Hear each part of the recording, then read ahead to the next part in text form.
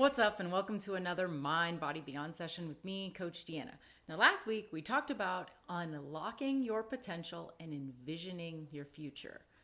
Your mind and your beliefs are more powerful than reality, and more often than not, we get what we expect. And because the brain loves certainty and is often looking at things through the lens of the past, it's imperative to learn how to shift from that lower brain function of safety and survival to this higher brain function of creating and thriving. Now, this week, we are activating our winning mindsets. A winning mindset is all about having supportive attitudes and beliefs about yourself and your abilities.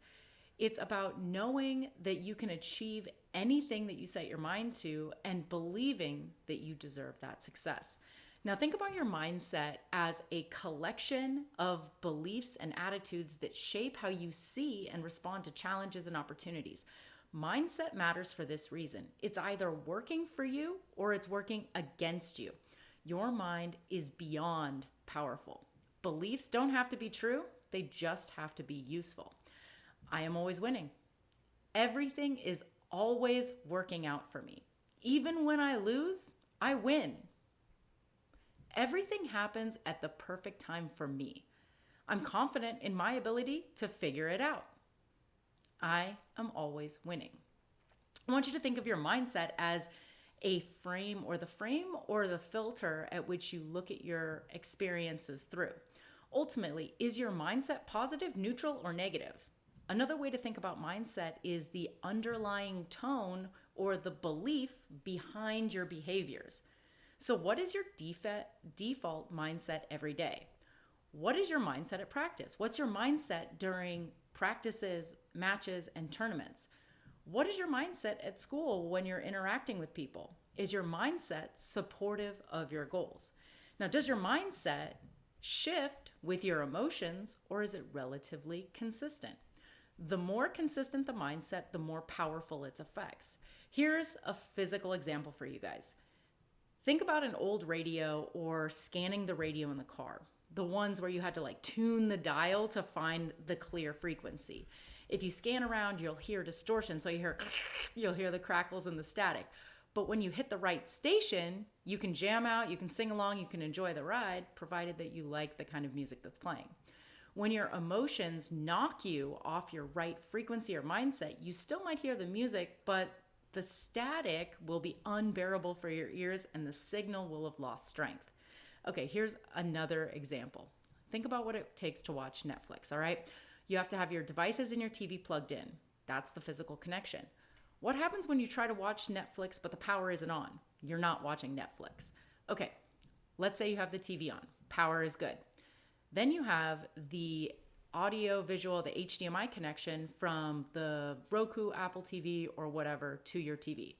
This represents the mental aspect. If you don't have the HDMI cable hooked up right, you're not watching Netflix. Lastly, you can have the power on, you can have the HDMI cable hooked up, but if you don't have a solid Wi-Fi connection, which kind of represents your emotions, you aren't going to be able to sit back and watch. If the Wi-Fi or your emotions aren't aligned with everything else, you're likely going to have to wait, restart, and only get to watch or experience bits and pieces of whatever you're trying to play, right? You're going to get that little bar and have to wait. As the physical, mental, and emotional aspects are switched on, you can choose what mindset you want to play or activate.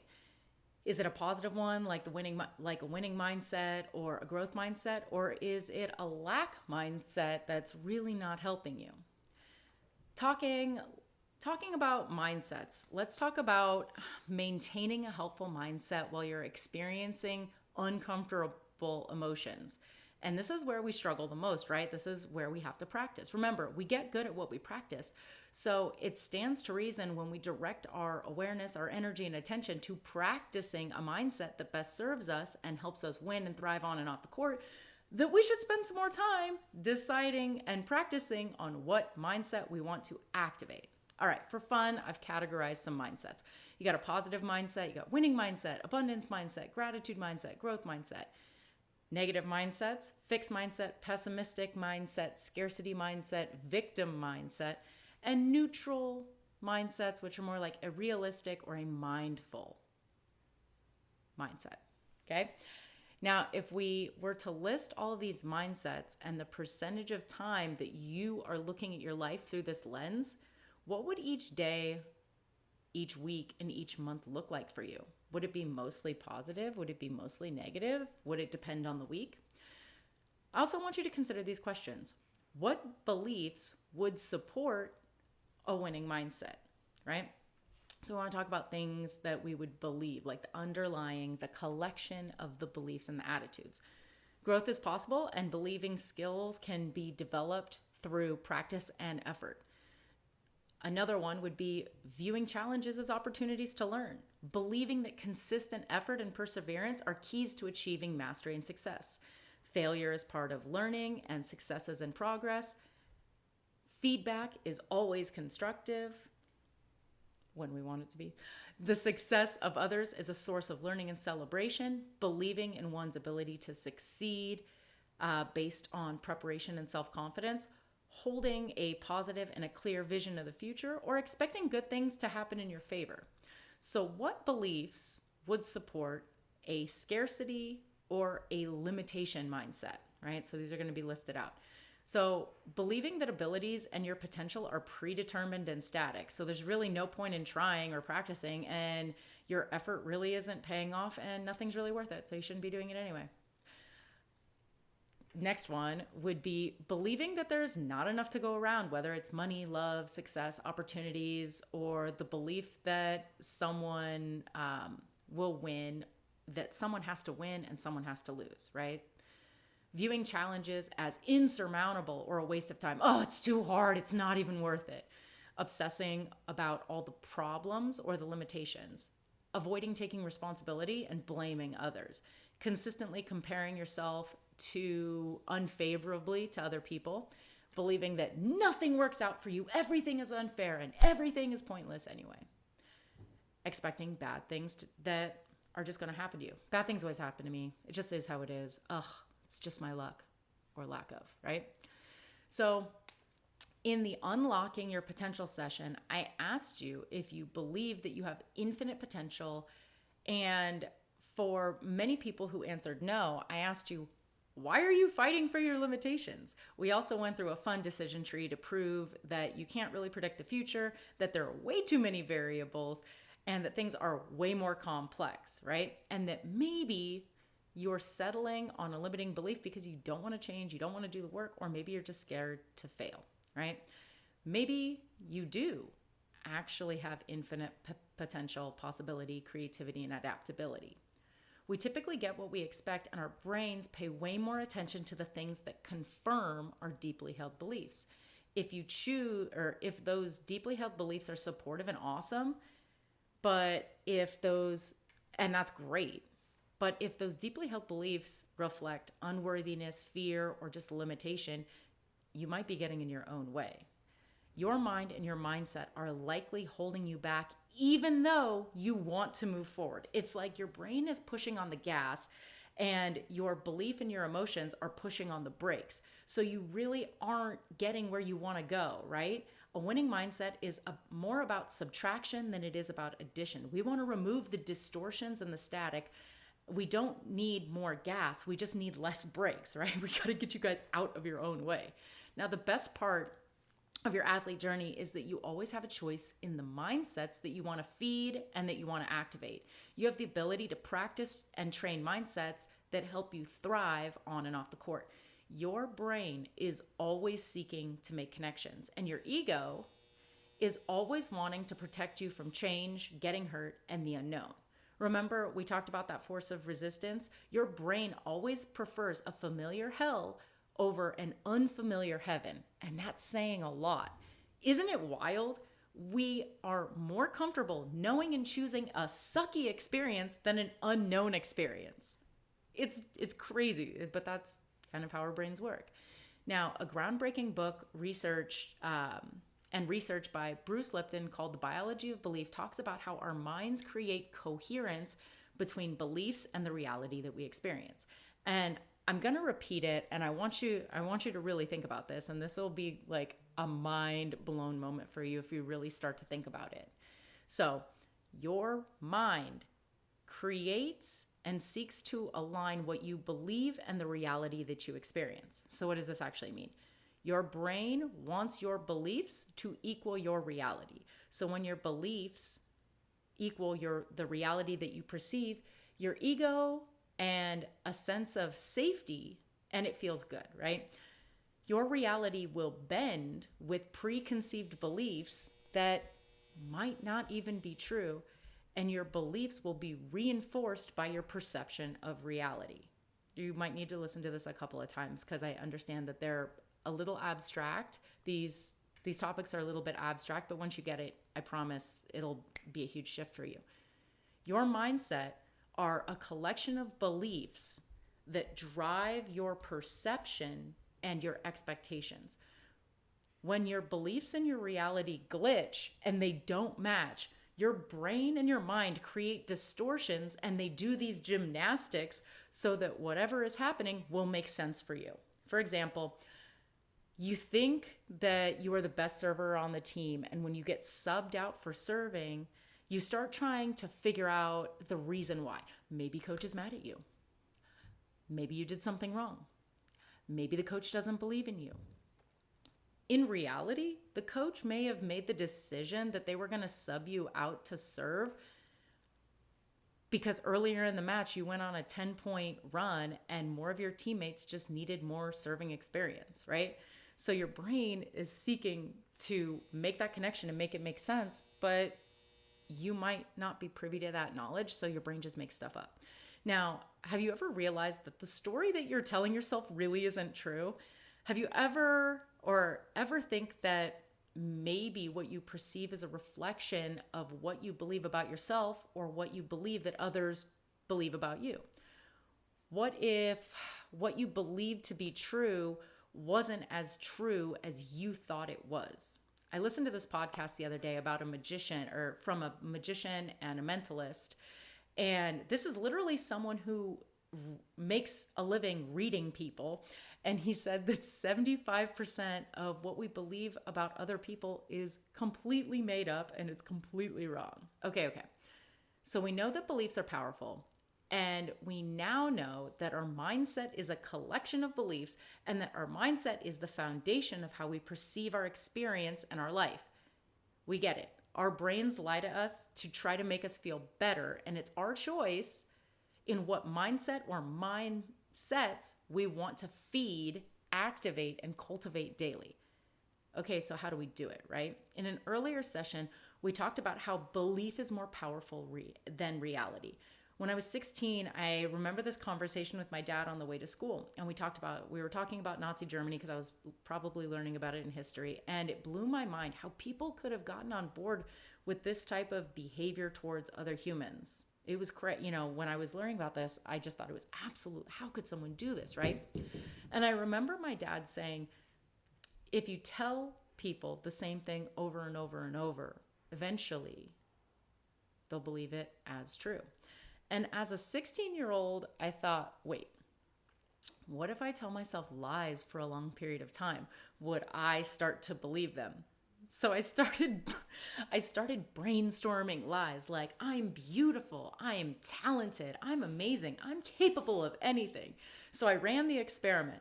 I wrote all over my journal, mirrors, bathroom, everywhere. I repeated them daily. I worked out. When I was working out and running, I would say things to myself like a Nike commercial. I faked being nice to myself so hard and believed the things that I was telling myself. I started to look at the world and my capabilities way different. It was nuts. Eventually, I didn't even have to try anymore because those default beliefs what I was saying to myself, those lies, right? They became true for me. And it actually worked out really well. So what's the lesson here? From that story, repetition works. There's a reason why people do positive affirmations. It works. It takes time and effort, but it works. What else can you do to shift and impact your mindset? One of the things you can do is fully feel your feelings and spiral up. And I'll explain, but I need to set the stage first. And I know some of these ideas, again, might be challenging to grasp, but if you need to watch this multiple times for these concepts to stick, or click for you, please do it. Because when you get it, you get it. Now, it's important to think of your brain and your mind as completely separate. They're not the same thing. Your brain has a physical location. It's a physical structure. Your mind does not have a physical location, and your mind is actually a combination of your mind, body, and emotions, okay? So if you want to get science-y, the mind by definition is an embodied and relational process that is regulated, or that regulates the flow of energy and information. That's the science definition. It's important to talk about our mindset as not being something that's mental. It's mental, it's physical, and emotional. Your mindset is a combination of all of that. And because your mindset has an emotional component to it, and emotions are energy in motion, it has a valence: positive, negative, neutral, okay? So there's some really cool research on the emotional frequency scale, and there's a chart that lists emotions that are correlated from the highest to the lowest, right? So the highest frequency is going to be joy, love, freedom, appreciation, passion, enthusiasm, positive expectations, belief, optimism, hopefulness, contentment, acceptance, neutrality. And then underneath that, boredom, pessimism, frustration, irritation, impatience, overwhelm. I can't go any lower. Disappointment, doubt, worry, blame, discouragement, anger, revenge, hatred, rage, jealousy, insecurity, guilt, unworthiness, grief, depression, desperation, powerless, and at the bottom is shame. It's a lot of emotions. Now, part of your experience as a human and as an athlete is to fully feel and experience these emotions and then move through them. It's not about ignoring or forcing positive emotions, although it is helpful to reach for the next best thought or emotion when you're experiencing those negative emotions. And here's a Chinese proverb and a story about a man and a son who had horses that helped make them a living. And I'll go through this cool Chinese proverb because what the summary is a really cool way of looking at things. All right, so there's this Chinese proverb and story about a man and his son who had horses that helped them make a living. The horses ran away and the villagers said, "Oh, you have such terrible luck." And the man's response, "Maybe so, maybe not, we'll see." A couple days later, the horses return and they bring a bunch of female horses. Again, the villagers said, "Oh, what great luck." And the man's response, "Maybe so, maybe not, we'll see." Later in the year, the son was riding the horse and broke his leg. The villagers said, "You have such terrible luck." The man's response, "Maybe so, maybe not, we'll see." Days later, the army came to draft all the men, and because the son was injured, he didn't have to go to work. Again, the villagers said, "What great luck." And the man's response, "Maybe so, maybe not, we'll see." So the relevance of this story and this example is that you really never know how things are going to ultimately work out. Remember, your brain doesn't like uncertainty. So sometimes, most of the time, it's making up stories to help make you feel safe and secure. This is only the illusion of safety. Nobody knows what's really going on, what's going to happen, or how things are going to actually weave together and probably be something that's awesome for you, okay?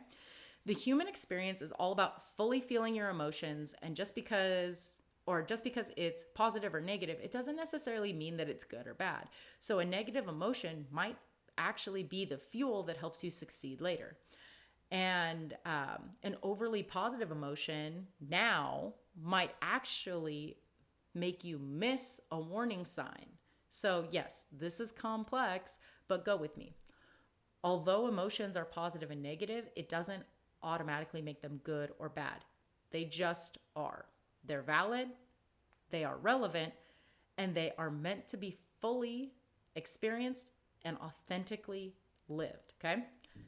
Remember, your mindset, which is a collection of beliefs, is the master driver of your beliefs and your experiences, okay? Your mindset has 3 components: mind, body, emotions.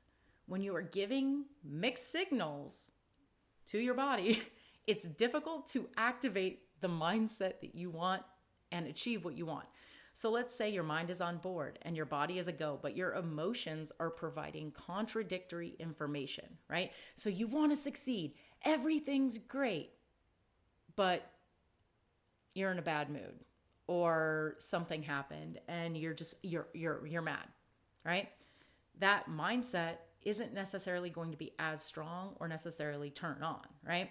So with that being said, the ultimate goal is to have a match between your mind, your body, and your emotions so that you can activate the mindset that you want. Again, I know this is complex. You might have to listen to this a couple times, but again, once you get it, you're going to get it. So let's dive back into talking about emotions as you go through the day. You're either adding positives, neutrals, or negatives based on your emotional experience, which is rooted in your perception of what that means for you. Okay? Quick check. If you were to take a day average, where do you think you'd be, right? I asked this before. At the end of the day, is the net positive, neutral, negative? Throughout the day, you're going to have thousands of moments, okay? Now, if you were to really chart this out, it might be up, down, all around, but throughout the year, would it be trending up? Would it be neutral or would it be trending down? Is your mindset working for you or is it working against you? Are you supporting your expansion and growth or are you clipping your wings? Remember, this is your journey. The mind and the brain are an interesting duo that works together to create coherence between your beliefs and the reality that you experience. Your mind creates coherence between your beliefs and the reality you experience. So, how do you activate a winning mindset on and off the court? Number 1, recognize that it's mental, physical, and emotional. Number 2, get the mental, physical, and emotional on the same page. Number 3, your beliefs equal reality. You can adjust your beliefs or your perception of reality. Number 4, start with a positive and a supportive beliefs to unlock potential and build yourself a healthy mindset that helps you become resilient no matter what happens. Number 5, as your physical and emotional aspects or your emotional stuff shifts, so will they or so will you, right?